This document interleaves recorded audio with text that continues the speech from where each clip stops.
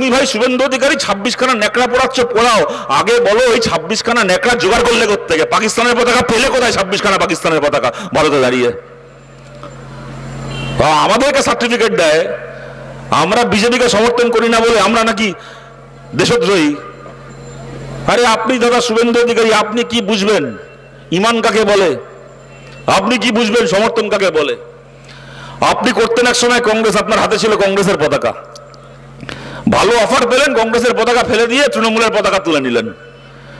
তৃণমূল আপনাকে এমএলএ বানালো, এমপি বানালো, রাজ্যের মন্ত্রী বানালো, আপনার গোটা গোষ্ঠীকে, ভাইকে এমপি, তার বাবা এমপি, তার আগে এখানকার চেয়ারম্যান, ও সেখানকার অমুক তমুক, গোটা গোষ্ঠীকে মেদিনীপুর থেকে করে কমবে খাওয়ার ব্যবস্থা করে দিল।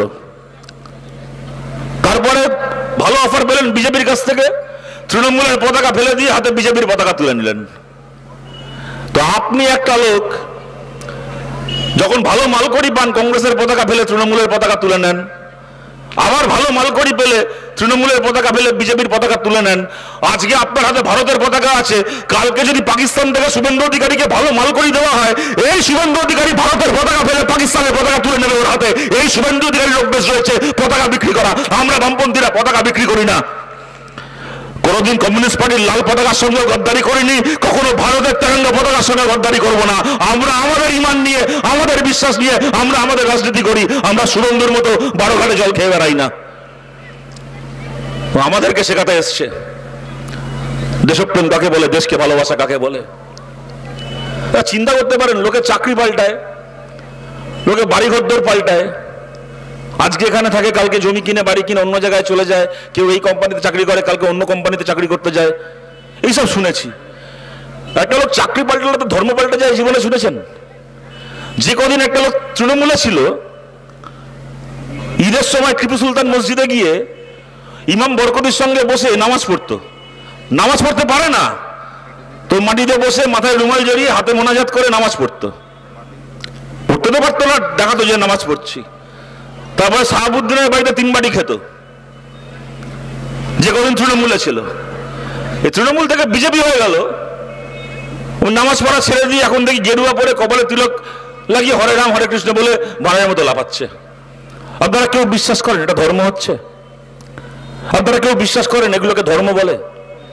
আজকে আমাদের ঘরে ঘরে মানুষ, তিনি যে দল করুন, যে দলকে সমর্থন করুন, ন্যায় করুন, তার ধর্ম, তার বিশ্বাস, তার আবেগ, তার ভালোবাসা, তার জায়গায়। আজকে আপনাদের সবার কাছে আবেদন করছি, যারা ধর্মকে নিয়ে ব্যবসা করছে, সে শুভেন্দু অধিকারীর মতো লোকেরাই হোক, তৃণমূল থাকতে এক ধর্ম, বিজেপিতে গিয়ে আর এক ধর্ম, বা মমতা ব্যানার্জি এর এক হয়েছে।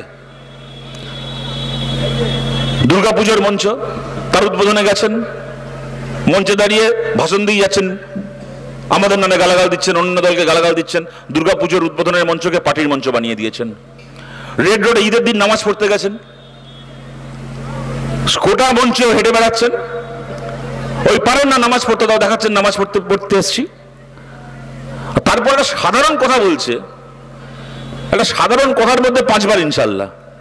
আমি বিশ্বাস করুন, আপনাদের বলছি, আমি বহু ধার্মিক ধর্মপ্রাণ মুসলমান মানুষকে চিনি, অনেক হাজি সাহেবকে চিনি, দিনে 5 ওয়াক্ত নামাজ পড়েন, নিষ্ঠার সঙ্গে ধর্ম পালন করেন, বহু মানুষকে আমি চিনি। আমি কোনোদিন দেখিনি কাউকে একটা সাধারণ বাক্যের মধ্যে 5 বার ইনশাল্লাহ বলতে। আর এই এক হয়েছে মমতা ব্যানার্জি। আপনারা কেমন আছেন, ভালো আছেন, কি খেয়েছেন, এই একটা এরকম একটা কথা বলতে গেলেও তার মধ্যে 5 বার ইনশাল্লাহ বলবে। কেন? মঞ্চে দাঁড়িয়ে একবার করে ইনশাল্লাহ বলে আর মনে মনে হিসাব করে। এই যে আমি একবার ইনশাল্লাহ বললাম, আমার 5টা মুসলিম ভোট বাড়লো। তো বলুন তো, এটা ধর্ম নাকি ছেঁচড়ামি? এগুলোকে বলে এটা ধর্ম হচ্ছে না ছেঁচড়ামি হচ্ছে? এইগুলো রাজনীতির নামে এই চলবে আমাদের এখানে দিনের পর দিন। তাই আপনাদের সবার কাছে আবেদন করছি, এই দিন শেষ করতে হবে, এই নোংরামি শেষ করতে হবে। যা হয়ে গেছে হয়ে গেছে, এই সময়টাকে আমরা ফেরত আনতে পারবো না। কিন্তু আমাদের সামনের দিনগুলো যেন ভালো হয়, তার জন্য আমরা বামপন্থীরা কতগুলো কাজ আমরা এই বাংলায় করতে চাই। আজ থেকে কয়েক মাস পরে বিধানসভার ভোট হবে। দেখুন, এই মুহূর্তে আমাদের রাজ্যে আমাদের কোনো এমএলএ নেই, আমাদের জেতা কোনো লোকসভায় আসন নেই রাজ্য থেকে। এমত অবস্থায় যদি এখানে দাঁড়িয়ে বলি আমরা সামনের ভোট হবে 0 থেকে 200 হয়ে যাব, তো আমি বলতে পারি বলার জন্য, মাইকে দাঁড়িয়ে অনেক কথাই বলা যায়, কিন্তু আমিও খুব জোরের সঙ্গে কথাটা মন থেকে বিশ্বাস করে বলতে পারবো না, আপনারাও খুব বিশ্বাস করে শুনবেন না, তাই আমি ওই সমস্ত কথার মধ্যে যাচ্ছি না। আমি এইটুকু বলছি, আমরা কত আসন পাবো না পাবো আপনারা ঠিক করবেন, সাধারণ মানুষ ঠিক করবেন। আপনারা যা সিদ্ধান্ত নেবেন সেই সিদ্ধান্ত মাথায় নিয়ে আমরা আগামী দিনে কাজ করব। পরের 5 বছর আমরা সেই দায়িত্ব পালন করব। যদি আপনারা ঠিক করেছেন আমাদের 10 জন বিধানসভায় যাবে, তো আমাদের 10 জন গিয়ে এই কথাগুলো বলবে। যদি আপনারা ঠিক করেছেন আমাদের 25 জন যাবে, তো 25 জন বিধানসভায় গিয়ে কথা বলবে। যদি আপনারা ঠিক করেছেন যে আমরা 150-এর উপর আসন পেয়ে সরকার তৈরি করব, তাহলে আমাদের সরকার এই নীতিগুলোকে লাগু করার চেষ্টা করবে। আমরা প্রথম যে কাজ করতে চাই পশ্চিমবাংলায়, আজকে দেখবেন আমাদের দেশে, আমাদের রাজ্যে পার্মানেন্ট চাকরি বলে কোনো চাকরি নেই। চাকরি মানেই কন্ট্রাকচুয়াল। ঘরে ঘরে ছেলেমেয়েরা কাজ করছে, কারোর চাকরি স্থায়ী নয়। পড়াশুনো করে গ্র্যাজুয়েশন মাস্টার ডিগ্রি করছে, করে একটা 10,000 টাকা 12,000, হ্যালো হ্যালো হ্যালো, ঘরে ঘরে কাজ করছে, ছেলেমেয়েরা পড়াশুনো করে কাজ করছে, 10,000 টাকা 12,000 টাকা 13,000 টাকার চাকরি। তাও আজকে কাজ আছে তো কালকে নেই, যখন তখন কাজ থেকে ছাঁটাই, কোনো ছুটি ছাটার ব্যাপার নেই, কোনো শনি রোববার নেই, কোনো উৎসবের ছুটি নেই।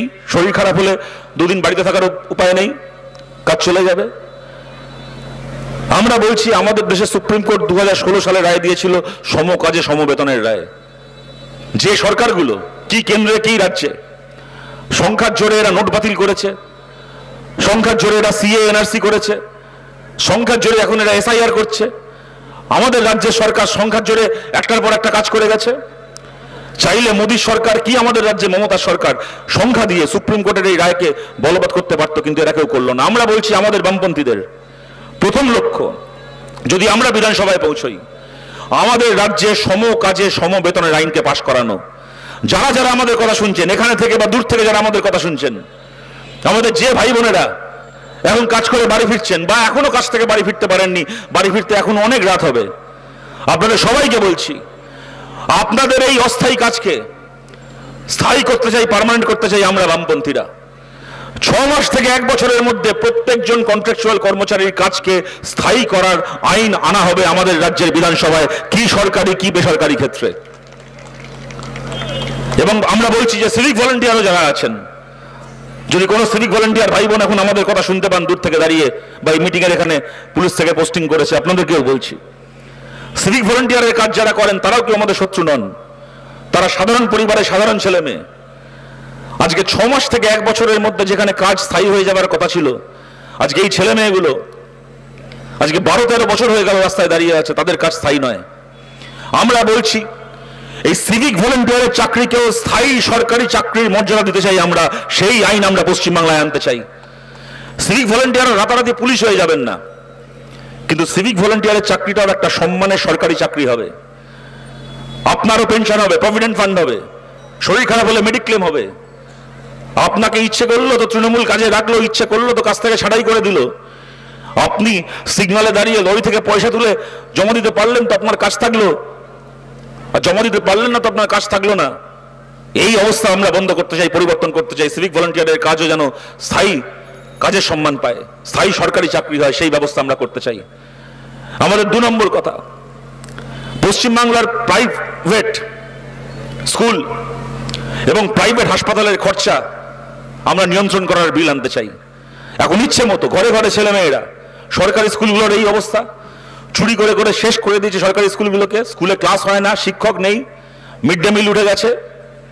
বাবা মায়েরা বাধ্য হচ্ছেন বাচ্চাগুলোকে প্রাইভেট স্কুলে পড়াতে, সেখানে মাইনের কোনো লাগাম নেই। শরীর খারাপ হলো সরকারি হাসপাতালে বেড না পেয়ে প্রাইভেট হাসপাতালে ভর্তি করবেন। 4 দিন 5 দিন 7 দিন যদি আইসিইউতে ভর্তি থাকতে হয়, সারা জীবনের সঞ্চয় হাসপাতালে জমা দিয়ে চলে আসতে হবে। আমরা বলছি প্রাইভেট স্কুল এবং প্রাইভেট হাসপাতালও যেন ইচ্ছে মতো টাকা নিতে না পারে, যেন খরচাকে নিয়ন্ত্রণ করা হয়, সেই আইন আমরা পশ্চিমবাংলায় চালু করতে চাই। এবং আমরা একমাত্র আমরা বামপন্থীরা আমরা পারবো এই আইন চালু করতে। আপনারা জানেন, কারণ এই যে প্রাইভেট মালিকরা রয়েছে, আমরা ওদের 2 পয়সার খাইও না পড়িও না, তাই ওদেরকে আমরা 2 পয়সার পাত্তাও দিই না। একমাত্র আমরা পারি ওদের মুনাফায়, যাতে ওরা এরকম ভাবে লাগাম ছাড়া মুনাফা করতে না পারে, সেই আইন করার। তৃণমূল বিজেপির মতো পার্টি যারা এই সমস্ত প্রাইভেট মালিকের কাছ থেকে হাত পেতে কোটি কোটি টাকা চাঁদা নিয়ে, ডোনেশন নিয়ে নিজের পার্টি এবং নিজের সংসার চালায়, তাদের পক্ষে সম্ভব না এই আইন করা। এই কাজ একমাত্র আমরা করতে পারি। এবং সরকারি স্কুলে আপনাদের বলছি, শিক্ষক নিয়োগ, আমি এই নিয়ে বেশি কথা যাচ্ছি না, শামীমদা এসে গেছে, ও বলবে শিক্ষক নিয়োগ সংক্রান্ত ওরা মামলা লড়েছে, এই ব্যাপারে আমার থেকে ভালো বলতে পারবে। কিন্তু এইটুকু আমি আপনাদের খালি একটা কথা বলছি যে স্বচ্ছভাবে শিক্ষক নিয়োগ, টেট পরীক্ষার মাধ্যমে, এসএসসির মাধ্যমে প্রত্যেক বছর স্বচ্ছভাবে, কোনো রকম সুপারিশ ছাড়া, কোনো রকম টাকা পয়সার লেনদেন ছাড়া স্বচ্ছভাবে শিক্ষক নিয়োগ একমাত্র আমরা বামপন্থীরা করতে পারি, সেই ব্যবস্থা আমরা আবার চালু করতে চাই। এবং খালি সেই নয়, এর আগে ৭৭-এর আগে জ্যোতি বসু, প্রমোদ দাশগুপ্তরা বলেছিলেন ক্ষমতায় আসলে আমরা আমাদের রাজ্যে 8 ক্লাস পর্যন্ত, পশ্চিমবাংলায় ক্লাস 8 পর্যন্ত শিক্ষাকে আমরা অবৈতনিক করব, বিনা পয়সায় করব। বাংলার মানুষ আমাদেরকে দায়িত্ব এনেছিলেন। তারপরে কি করলেন জ্যোতিবাবুরা? ভোটের আগে বলেছিলেন ক্লাস 8 অব্দি, 8 ক্লাস পর্যন্ত শিক্ষাকে বিনা পয়সায় করব। জিতে এসে প্রথমে 8 ক্লাস, 1 বছরের মধ্যে ক্লাস 10, 10 ক্লাস অব্দি, মাধ্যমিক অব্দি, তার 2 বছরের মধ্যে 12 ক্লাস পর্যন্ত, ক্লাস 12 পর্যন্ত বাংলায় শিক্ষা অবৈতনিক হয়, বিনা পয়সায় হয়। আজকের তারিখে আমরা দাঁড়িয়ে বলছি, এর আগে বামফ্রন্ট সরকার 12 ক্লাস পর্যন্ত শিক্ষাকে অবৈতনিক করে দিয়ে গেছিল। এইবার যদি আমরা আবার দায়িত্ব পাই, আমাদের রাজ্যে মাস্টার ডিগ্রি পর্যন্ত শিক্ষা সম্পূর্ণ অবৈতনিক হবে। গ্র্যাজুয়েশন, মাস্টার ডিগ্রি পর্যন্ত পশ্চিমবাংলার কলেজে এবং বিশ্ববিদ্যালয়ে ছেলেমেয়েরা বিনা পয়সায় পড়াশোনা করবে। আমাদের রাজ্যের ছেলেমেয়েদের পা থাক মাটিতে, কিন্তু তাদের মাথা আকাশকে স্পর্শ করুক, রাজ্যের সরকার তাদের পাশে থাকবে। এরকম লোকসভার আগে আমরা বলেছিলাম মহিলাদের জন্য একটা কাজ আমরা লক্ষ্য স্থির করেছিলাম যে আমরা করব, আমরা সে কাজ করতে পারিনি, আমরা কোনো আসন জিতিনি। আজকে আমরা বলছি বিধানসভায় যে যে আসনে আমাদের এমএলএরা জিতবেন, যদি 5 জায়গায় যেতে, যদি 50 জায়গায় যেতে, তা আপনারা ঠিক করবেন। কিন্তু যে যে বিধানসভা কেন্দ্রে আমাদের এমএলএরা জিতবেন, আমাদের প্রত্যেকজন এমএলএ 5 বছরের যে এমএলএ তহবিল, বিধায়ক তহবিলের টাকা, এই 5 বছরের বিধায়ক তহবিলের যে মোট টাকা, তার 3 ভাগের 1 ভাগ টাকা খরচা করা হবে, বরাদ্দ করা হবে শুধুমাত্র মহিলাদের উন্নয়নের জন্য বিভিন্ন প্রকল্পে।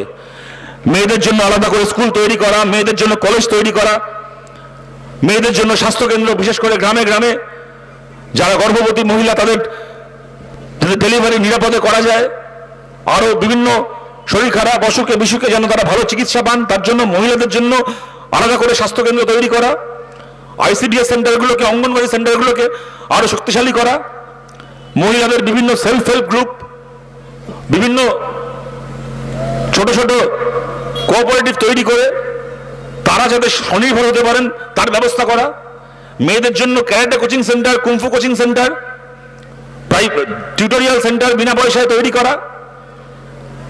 এই কাজগুলো করার জন্য আমাদের 3 ভাগের 1 ভাগ টাকা প্রত্যেকজন এমএলএ তহবিলের টাকা বরাদ্দ হবে খালি আলাদা করে মহিলাদের উন্নয়নের জন্য এই প্রকল্পগুলোতে। এবং সবশেষে আমি যে কথা আপনাদের বলতে চাই, দেখুন 34 বছর আমরা সরকার চালিয়েছি। আর যদি প্রশ্ন করা হয় এই 34 বছরে যাতে পশ্চিমবাংলায় সবাই ভালো করে স্কুলে পড়াশোনা করতে পারে, চাকরি বাকরি পায়, সবাই রাস্তাঘাট ভালো হয়, হাসপাতালের অবস্থা ভালো হয়, উন্নয়ন হয়, এই কাজগুলো করার ক্ষেত্রে বামফ্রন্ট সরকারকে 100-এ কত দেবেন?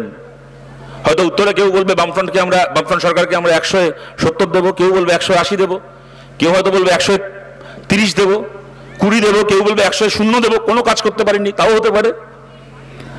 কিন্তু যদি প্রশ্ন করা হয় 34 বছর রাজ্যে বামফ্রন্ট সরকার চলেছিল, এই 34 বছর যাতে বাংলার প্রত্যেকজন মানুষ নিজের ইচ্ছে মতো, নিজের পছন্দ মতো নিজের ধর্ম পালন করতে পারে, সেইটাকে নিশ্চিত করার জন্য আপনারা বামপন্থীদেরকে এই ব্যাপারে বামফ্রন্ট সরকার কত ভালো কাজ করেছে, বামফ্রন্টকে 100-এ কত দেবেন? আমাদের অতি বড় শত্রু এটা মানতে বাধ্য। এই প্রশ্নে বামফ্রন্ট সরকারকে 100-এ 100 দেবো, একটা নম্বর কেউ কাটতে পারবে না। বাংলায় 34 বছর আমরা সরকার চালিয়েছি, কি বাংলার হিন্দু, কি বাংলার মুসলমান এমন একজন মানুষ নেই যিনি বলতে পারবেন তার নিজের ধর্ম পালন করতে কোনোদিন কোনো অসুবিধা হয়েছে। আমাদের সিপিআইএমকে নিয়ে এরা এখন অনেক প্রচার করে, কিন্তু আমরা বলছি আমরা ধর্মনিরপেক্ষতায় বিশ্বাস করি। বিজেপি বলে না, দেখবেন ও খালি হিন্দুরা ধর্মনিরপেক্ষ হবে আর আর মুসলমানরা মুসলমান হবে। আমরা বলছি না, হিন্দুও হিন্দু হবে, মুসলমানও মুসলমান হবে, এবং হিন্দু মুসলমান সবাই ধর্মনিরপেক্ষ হবে। আমরা বামপন্থীরা আমরা মনে করি ভারত ধর্মনিরপেক্ষ দেশ, কিন্তু আমাদের কাছে ধর্মনিরপেক্ষতা মানে নাস্তিকতা নয়, আপনাকে নাস্তিক হতে হবে না। আমরা সিপিআইএম আপনার ধর্মের বিরোধী নই, আমরা প্রত্যেকটা ধর্মকে সম্মান করি। প্রত্যেকজন মানুষের তার ধর্ম পালন করার অধিকারকে আমরা সম্মান করি, এবং তার ধর্ম পালন করতে গিয়ে যদি কাউকে কোনোদিন কোনো বাধা পেতে হয়, সবার আগে সিপিআইএম সেখানে গিয়ে দাঁড়াবে, এবং আপনি যাতে আপনার ইচ্ছে মতো নিজের ধর্ম পালন করতে পারেন তার দায়িত্ব আমরা বামপন্থীরা আমরা নেব। 34 বছর আমরা সরকার চালিয়েছি, কি ছিল না বলুন তো? বাংলা ঈদ হতো না, মহরম হতো না, দুর্গাপুজো হতো না, কালী পুজো হতো না, জন্মাষ্টমী হতো না, কি হতো না? কোন জিনিসটা হতো না? খালি বিজেপি আর তৃণমূলের মতো দুখানে রাহু কেতু ছিল না বাংলায়, তাই বাংলায় ধর্মের নামে অশান্তি হতো না, গন্ডগোল হতো না, দাঙ্গা হতো না। মুসলমান মানুষের দুর্গাপুজোর সময় ঠাকুর দেখতে বেরোতেন, হিন্দু মানুষের ঈদের সময় বন্ধুর বাড়িতে সিমুই খেতে যেতেন। এটা ছিল বাংলা। আমরা সেই বাংলাকে ফিরিয়ে আনতে চাই, এবং আজ প্রত্যেকটা ধর্মস্থান, ধর্মের মঞ্চ, এগুলো যেদের পার্টিবাজি আর রাজনীতির মঞ্চ হয়ে গেছে। পুজো কমিটি থেকে শুরু করে, মন্দির কমিটি থেকে শুরু করে, মসজিদ কমিটি থেকে শুরু করে সব কটা ধর্মের মঞ্চ যে এদের পার্টিবাজির মঞ্চ হয়ে গেছে। আমরা প্রতিটা ধর্মীয় মঞ্চকে এদের হাত থেকে মুক্ত করে সাধারণ মানুষের কাছে ফিরিয়ে দিতে চাই। আপনার মন্দির, আপনার মসজিদ আপনি আপনার মতো করে চালাবেন। কোন দলের নেতা, কোন মন্ত্রী, কোন মাতব্বর আপনার মন্দিরকে, আপনার মসজিদকে দখল করতে পারবে না। সেই পশ্চিমবাংলা আমরা ফিরিয়ে আনতে চাই। এই কাজ করার জন্য আমরা লড়াই করছি। আপনাদের কাছে, সবার কাছে আবেদন করছি, যদি আমাদের এই লড়াই আপনাদের ন্যায্য মনে হয়, এই লড়াই আমাদের পাশে দাঁড়ান। আমাদের কণ্ঠস্বর, বামপন্থীদের কণ্ঠস্বরকে বিধানসভায় পৌঁছে দেওয়ার লড়াই আমাদের পাশে থাকুন। আর এই পূর্ব মেদিনীপুর জেলায় 2014 সালেও আপনারা জানেন আমাদের রাজ্যে বামপন্থীরা সবচেয়ে, আমরা কোনো আসন জিতিনি, কিন্তু সবচেয়ে ভালো ফলাফল, ভোটের পার্সেন্টেজ যদি দেখা হয়, ভোটের সংখ্যা যদি দেখা হয়, আমাদের রাজ্যে সবচেয়ে ভালো ফলাফল 2014 সালে করেছিল বামপন্থীরা এই পূর্ব মেদিনীপুর জেলায়। তারপর থেকে এমন হলো, বিজেপি এসে এমন হিন্দু মুসলমানের রাজনীতি শুরু করলো যে ভোটে জেতা মমতা ব্যানার্জির জন্য সহজ হয়ে গেল। আমরা বলছি হিন্দু মুসলমান সমস্ত মানুষ একত্রে এসে মমতা ব্যানার্জির পার্টিকে, তৃণমূলকে হারানোর জন্য আমাদের পাশে থাকুন। বিজেপি 100-র মধ্যে 70 নম্বরে পরীক্ষা দিতে বসে। বাংলার 30% মানুষ ধর্মে মুসলমান। বিজেপির মতো একটা পার্টি জীবনে সে ভোট পাবে না। মমতা ব্যানার্জি 100 নম্বরে পরীক্ষায় বসছে, তো বিজেপি পরীক্ষাতেই বসছে 70 নম্বরে। তাদের যতই পাক না কেন, জীবনে মমতা ব্যানার্জিকে হারাতে পারবে না। আমরা বামপন্থীরা, বামপন্থী, কংগ্রেস, আইএসএফ সহ যে ধর্মনিরপেক্ষ দলগুলো রয়েছে, আমরা 100-100 লড়াই করছি। আমাদের পাশে যদি আপনারা দাঁড়ান, আপনাদেরকে যদি পাশে পেয়েছি, তাহলে মমতা ব্যানার্জিকে হারিয়ে এই লড়াই আমরা জিতবো। এবং এই লড়াই জেতার প্রশ্নে আপনাদের কাছে আবেদন করছি, এই চণ্ডীপুর বিধানসভা কেন্দ্র, যেখানে আমাদের যারা কমরেড রয়েছেন, যারা এখানে আমাদের কর্মীরা রয়েছেন, এবং যারা আমাদেরকে ভালোবাসেন যে মানুষ, যারা দূর থেকে আমাদের কথা শুনছেন যে মানুষ, সবার কাছে আবেদন করছি, সামনের বিধানসভায় এই চণ্ডীপুর বিধানসভা কেন্দ্র আমাদেরকে জিততেই হবে। এখানে আমাদের প্রতি, আমাদের পার্টির যে ইতিহাস, আমাদের পার্টির যে ভিত্তি, আমাদের পার্টির প্রতি মানুষের যে সমর্থন, ভালোবাসা যা আছে, তার জোরে বলছি এই চণ্ডীপুর বিধানসভা বামপন্থীদের পক্ষে জেতা সম্ভব।